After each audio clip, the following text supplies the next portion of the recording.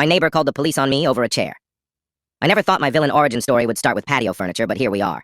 It was a normal Saturday. Sun out, birds chirping, me feeling productive for once.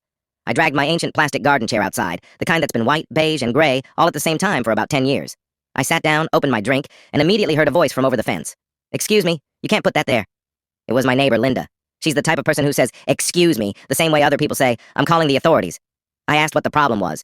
She said, completely serious, "It ruins the aesthetic of the street." The street. Mind you, we live on a road with 3 different colored wheelie bins, a broken trampoline stuck in a hedge, and someone's car permanently on bricks.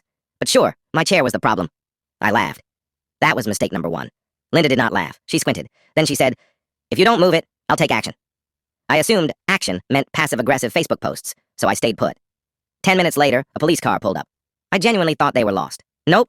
Linda had called the police to report an obstruction and antisocial behavior. The officer walked over, looked at me, looked at the chair, and said, "So, this is about a chair?"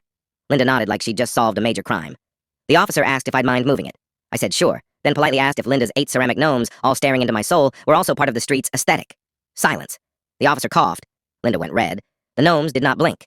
After the police left, clearly questioning their life choices, I thought that was the end of it. Wrong. The next morning, I woke up to find a printed letter pushed through my door titled, "Guidelines for Acceptable Outdoor Furniture." Bullet points. Laminated. I wish I was joking.